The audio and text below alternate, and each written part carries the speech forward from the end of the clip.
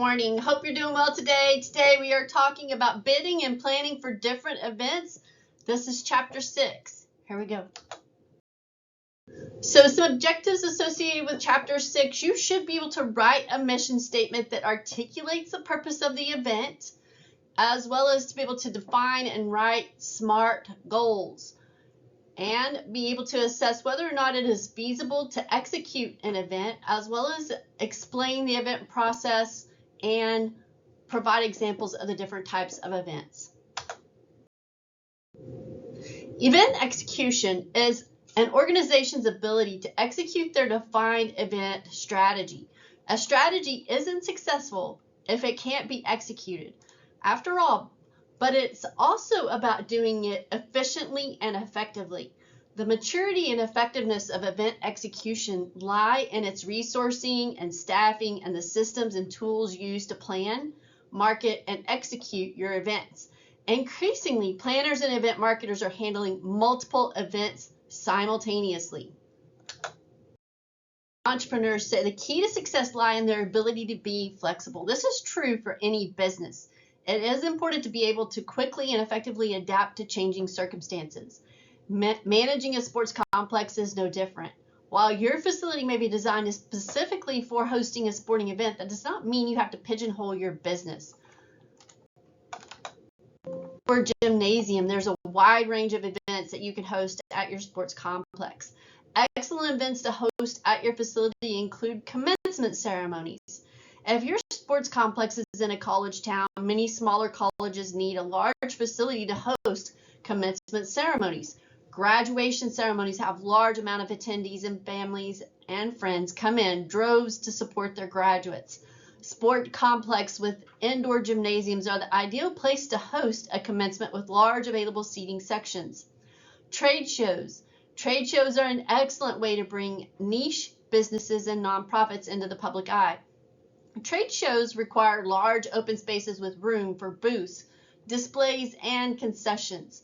Offering rental space for your trade shows can raise significant funds for your sports complex during the off-season of your preferred sport. Wedding receptions, possibly. Large wedding parties need a large space for seating, food, and a dance floor. An indoor sports facility can provide an excellent wide open space that can be decorated and furnished for even the largest of wedding parties. Music concerts. Some of the best music venues in the nation are also sports complexes. Very rarely can a regular concert venue provide the seating necessary for the biggest musical talents. While this event may require some investment on the part of your sports complex, such as sound dampening and a quality sound system, the financial payoff for hosting concerts can be substantial. Non-sports tournaments. There are thousands of non-sporting competitive tournaments that happen all around the country. Some major events you can host include board game tournaments, esports competitions, or dance competitions. The sheer amount of possibility for non-sporting events tournaments can keep your facility busy even during the slowest parts of the season. Festivals. Seasonal festivals can be excellent in hosting an event to host at your sports complex. Things like art fairs, craft festivals, and music festivals bring large numbers of people to your facility with very little investment. Many festival attractions bring their own tents and only require space to host. Renting your sports complex to festival attractions not only give your community an opportunity to interact, but it can draw lots of tourists to your area, benefit your city in a major way. So you ask, why is it necessary to bid for an event? The sports sector of the recreation industry abounds with events at local, regional, national, and sometimes international level. It is important to consider that except for competition owned by any one organization, while the responsibility for organizing a regional event may fall to one club, all clubs in the region have a stake in ensuring a successful outcome. Similarly, all clubs in all regions of a nation have a vested interest in ensuring that a national championship is conducted successfully. Often the case that more than one club or association will desire to stage an event. Such a situation is healthy and generally leads to a striving by each bidding organization to show that they can put on the best event. The decision as to which club will host what event is usually taken at meetings of the organization that governs the event, or the sport governing body. For example, the decision as to which club will host a regional championship will be taken by the regional association. The regional association comprises delegates and elected officials drawn from all the clubs in that region. In the case of a world championship, the decision as to which nation will host the event would be taken by the World Federation, that is comprised of elected officials drawn from the member nations. The SMART in SMART goals stands for specific, measurable, achievable, relevant, and time-bound.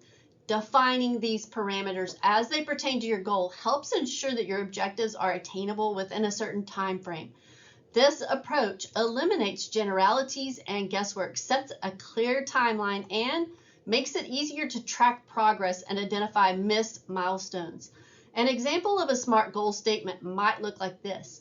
Our goal is to, by some time frame or deadline, and key players or teams will accomplish this goal by whatever steps you'll take to achieve the goal.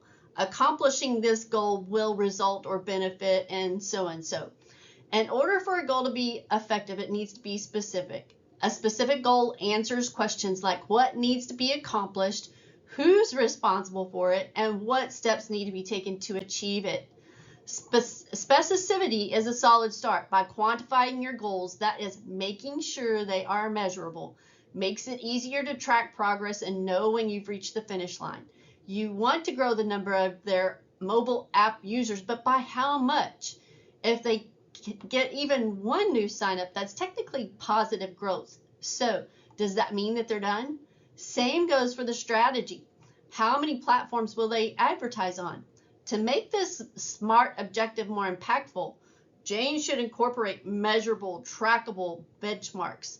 Measurable. Increase the number of monthly users of TechFirm's mobile app by 1,000 by optimizing our App Store listing and creating targeted social media campaigns for 4 social media platforms: Facebook, Twitter, Instagram, and LinkedIn. Achievable. This is the point in the process when you give yourself a serious reality check. Goals should be realistic, not pedestals from which you inevitably tumble. Ask yourself, is your objective something your team can reasonably accomplish? Jane might look at her goal and realize that given her small team and their heavy workload, creating ad campaigns for 4 social platforms might be biting off more than they can chew. She decides to scale back to the 3 social networks where she's most likely to find new clients. Achievable. You want to increase the number of monthly users of TechFirm's mobile app by 1,000 by optimizing our App Store listing and creating targeted social media campaigns for the 3 social media platforms of Facebook, Twitter, and Instagram. Safeguarding the achievability of your goal is much easier when you're the one setting it. However, that's not always the case. When goals are handed down from somewhere else, make sure to communicate any restraints you may be working under. Even if you can't shift the end goal, at least you can make your position and any potential roadblocks known up front. Make it relevant. Here's where you need to think about the big picture. Why are you setting the goal that you're setting? Jane knows that the app is a huge driver of customer loyalty and that an uptick in their app usage could mean big things for the company's bottom line revenue goals. Now she revises her statement to reflect the context.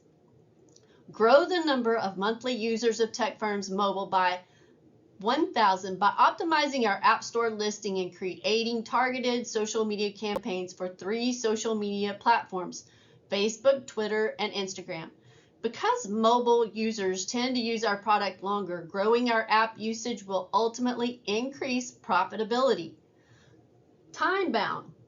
To properly measure success, you and your team need to be on the same page about when a goal has been reached. What's your time horizon? When will the team start creating and implementing the tasks they've identified? When will they finish?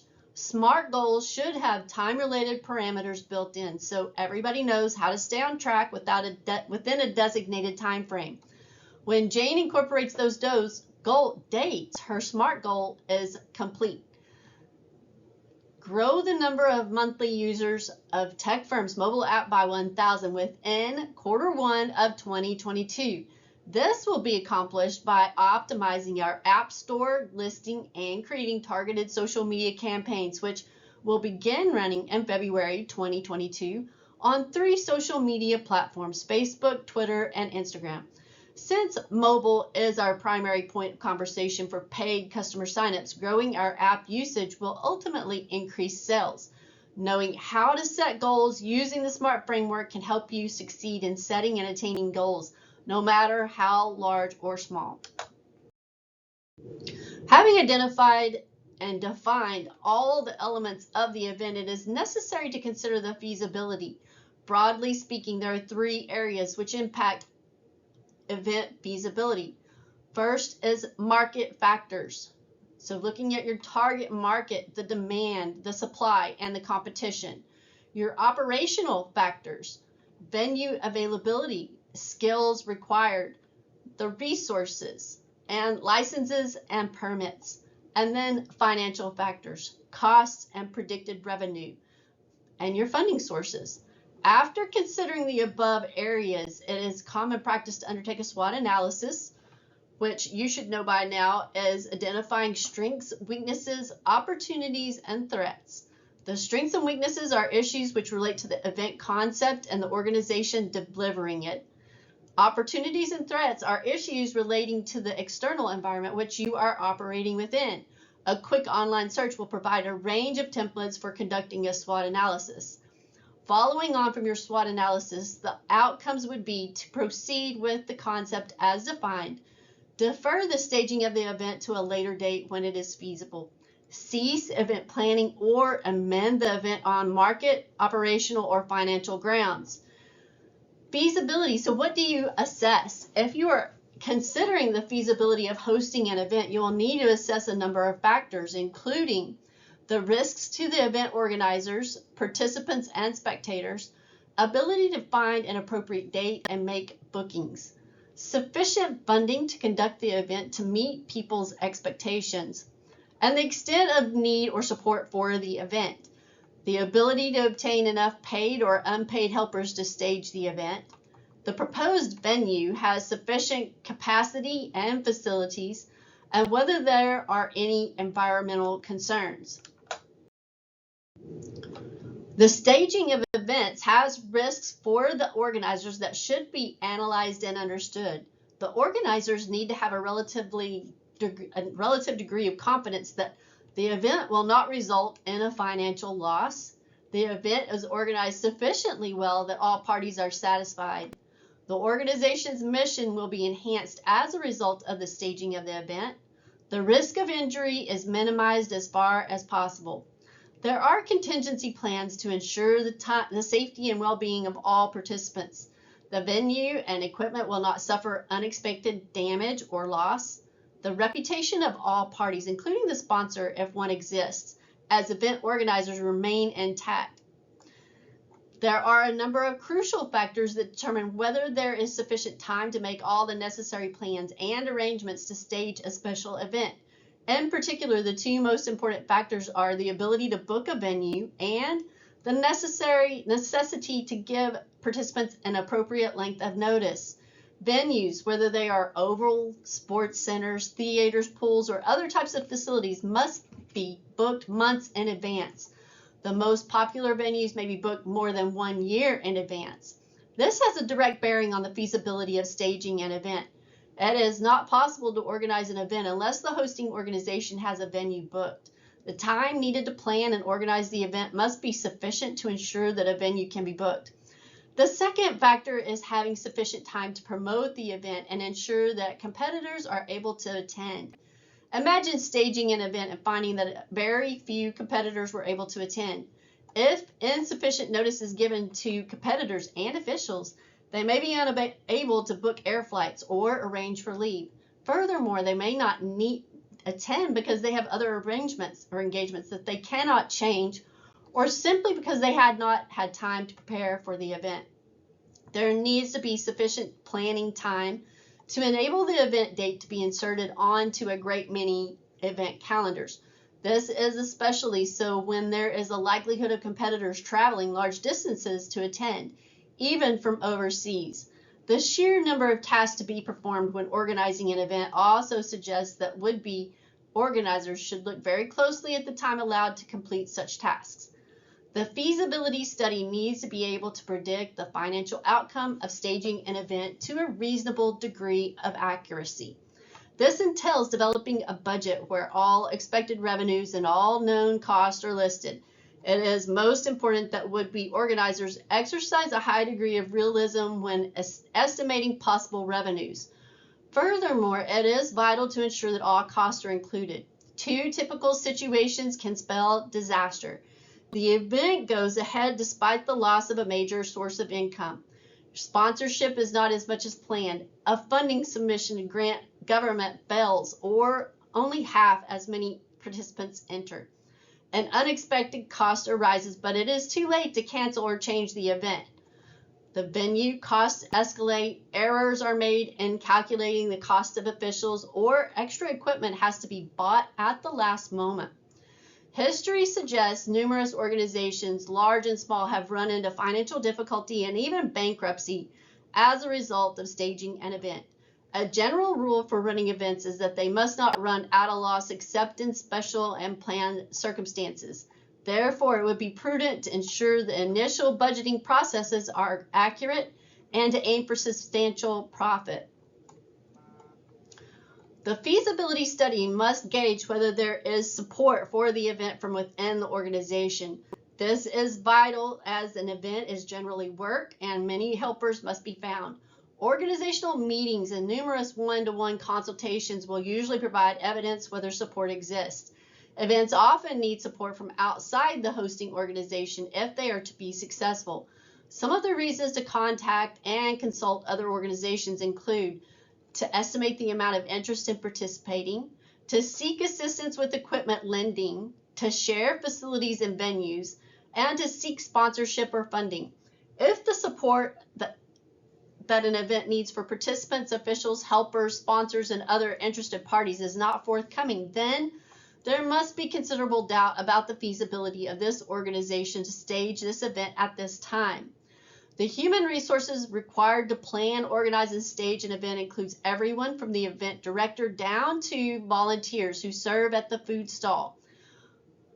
It is necessary to assess whether the organization has or is likely to have a sufficient personnel for all event management tasks. If no one is willing to offer themselves as an event director, or there is no one with appropriate experience who is affordable, then it must be assumed that the organization is unlikely to be successful at staging the event.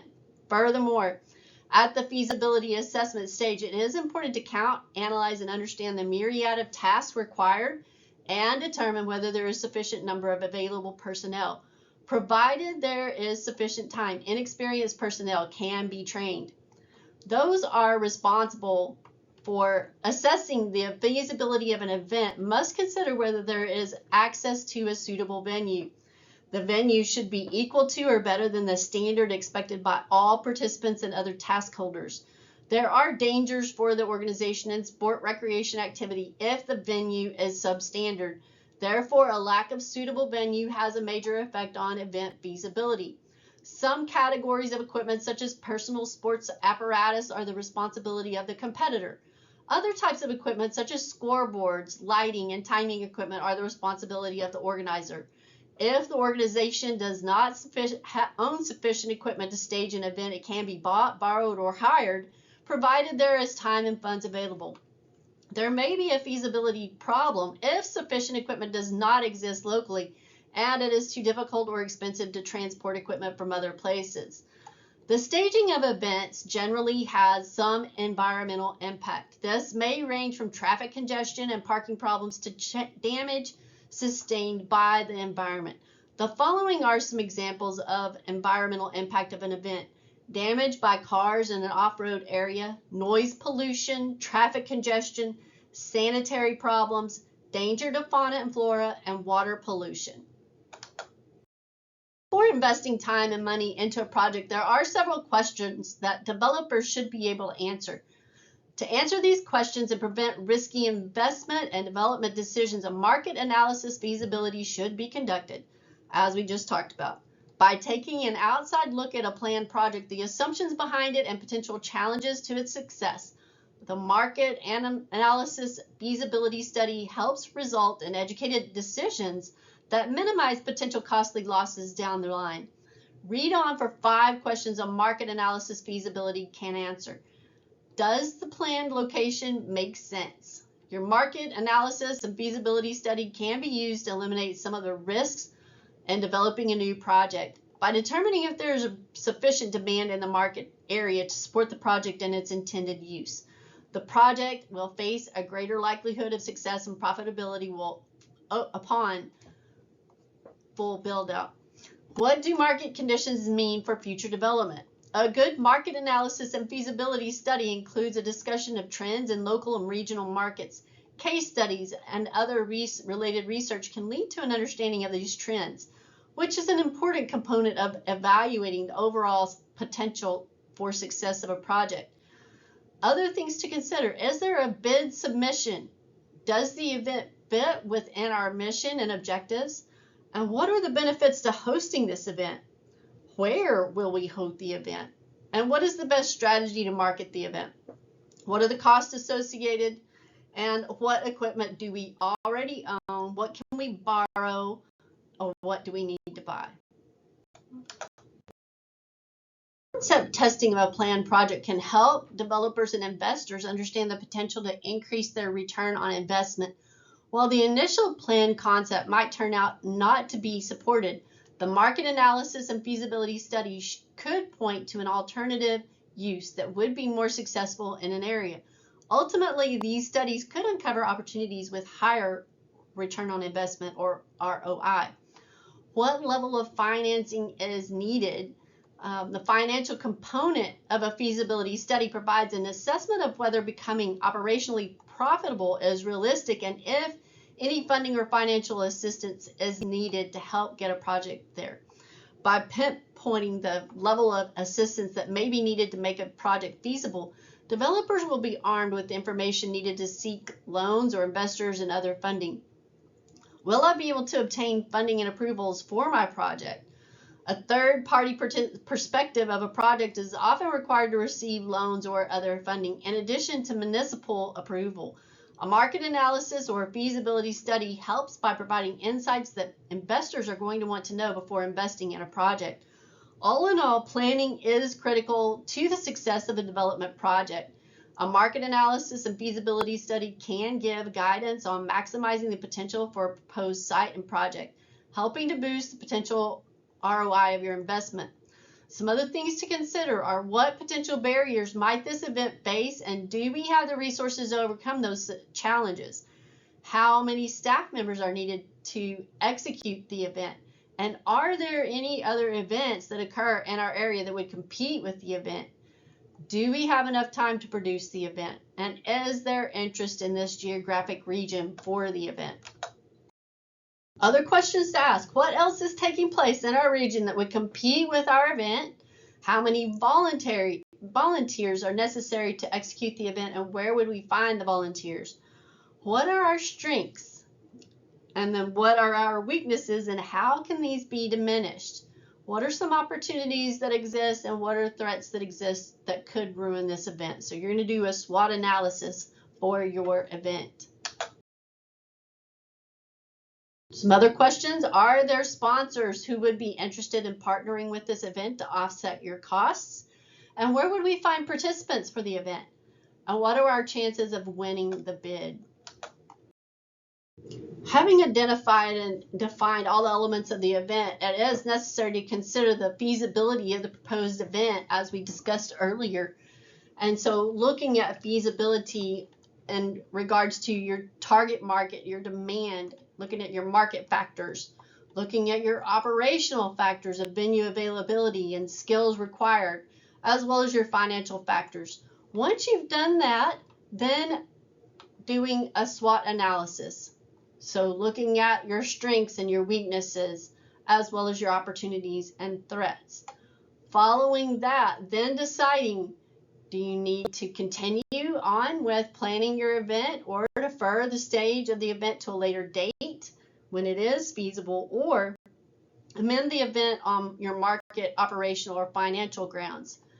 So your events management toolkit and looking at your really getting an idea for the event, assessing event feasibility, completing your bid process, and planning for the event. Then you're going to go through resourcing of your volunteers, your sponsors, your financing. So you're coordinating your event, and then it comes down to managing the event and on to executing, and then doing a wrap up at the very end. The SWOT analysis helps you analyze the success of current, past, and upcoming events. With the SWOT analysis, you not only identify the strengths, weaknesses, opportunities, and threats of your project, but also divide them into factors into internal and external. The SWOT analysis is a popular method for situation analysis and is often used especially in the fields of marketing, management, and also in leadership development, but it can also be useful in assessing the success of your event. Fundamental to the SWOT analysis is a valid assessment of strengths, weaknesses, threats, and opportunities. Based on this assessment, the status quo can be evaluated and strategies and future perspectives can be considered and evaluated. These categories presented in a table, the so-called SWOT matrix, different factors can be ranked here based on their importance. And evaluating SWOT analysis and events, it facilitates the assessment of your project. You can't change most of the external factors of your event, such as the weather, but you can make sure that you are well prepared for all circumstances. Important hint for your SWOT analysis, stay realistic. No whitewashing, no doom and gloom. You should also conduct an initial SWOT analysis before your event takes place. This way you can identify any weaknesses as well as opportunities and adapt your strategy accordingly, which makes the process more efficient and multiplies the potential event success. But what does a SWOT analysis for events look like? The bid process begins with the preparation and implementation of a bid to host the event. The process usually requires specialist expertise in project management, but it is necessary to check with whether it will be feasible for a particular city to host such big event before the city can submit the bid. The purpose of determining the feasibility is to ensure the effort and the expenditures are not wasted. It is normal practice for any representative body at any level that has the responsibility to select which organization will stage an event to ask each and every rival organization to supply a proposal detailing how they will organize and stage the event. This process of supplying a proposal is often referred to as the bid process. The main purpose of the bid process is to demonstrate that the bidding organization has the capability and resources to stage the event, as well as to provide additional reasons why the bidding organization should be selected over other rival bidders. For example, these additional reasons may include participants will have better facilities than other rival bidders. The event has greater financial backing than rival bids. Public support is more assured. Spectators will have better facilities. It's their turn. When organizations are required to enter into a formal bid process in order to win the right to stage an event, there are two tasks. The first task is to develop a bid proposal and to submit the document to the selecting authority by the required date. In addition, it is often advantageous to attend a meeting of the selecting authority and make a formal presentation that draws out the main points or highlights of their proposal and to answer any questions that might rise. This is the second task. Prepare the event proposal. Do you need an event proposal to save your hours of work? The amount of detail required in the event proposal will depend on the scale and importance of the event. However, event proposals generally share many common components. The information that event proposals should convey includes, but is not limited to, the following: The event team. The proposal should provide information about the event management team in terms of the experience and qualifications of key team members. It is important for the reader of the proposal to feel that the event team have the capability to run the event and to be able to do what they say they will do. If experience in staging events is limited, then it is useful to mention any managerial, project management, or coordination experience in any other field. Qualifications of persons in the field and the event management team may also prove to mention. The proposal should also describe any training that will be given to event volunteers. The reader of the proposal will want to know whether the venue is suitable for the event. The proposal should outline all facilities available at the venue, everything from toilets to car parking. For indoor events, the type of surface, lighting, air conditioning, seating, electronic equipment should be well described. For outdoor events, the level of maintenance on turf, seating, and shading for spectators, fencing, draining, and floodlighting is worthy of mention. The number of change rooms and their condition for teams participants is always important. There needs to be a detailed description of what would be attractive to event goers and how the venue will fully cater for the needs of the event, including performers, officials, and spectators. Don't forget to include information about public transport to the venue and car parking for those who arrive by car. If the venue has staged similar events in the past, you should make mention of this. It is often the case that the host club or organization has little or no say in setting the competition program when the date or dates have been set by the sport governing body. However, at the initial stage of bidding, the event proposal may suggest a competition program in terms of the number of days and the start and finish times at each day. It is important for decision makers to know how many hours a day the venue is available. It is worthwhile to consider that the program should also include ceremonial events with visiting dignitaries who may make speeches or present awards, and also possibly entertainment events that may start or finish the program or fill any gaps. The club or organization bidding for the event should draft a budget of probable income and expenditure. It is important that such a budget is realistic and does not show a loss. The club or organization that wins the bid may be entitled to an amount of funding from the sport governing body to alleviate certain costs that will likely be incurred. However, there is also an expectancy that the host club or organization will have an opportunity to make money through the canteen, bar, fundraising, raffles, and merchandising. These forms of income should be reflected in the budget and the event proposal. The document may be viewed by many different potential stakeholders in the event. Stakeholders could be the sports organization, the Olympic Committee, the government, city, state, national, international, and sports and sponsors. And that is all we have for today. We'll pick up in part 2 in just a bit. Y'all have a great day.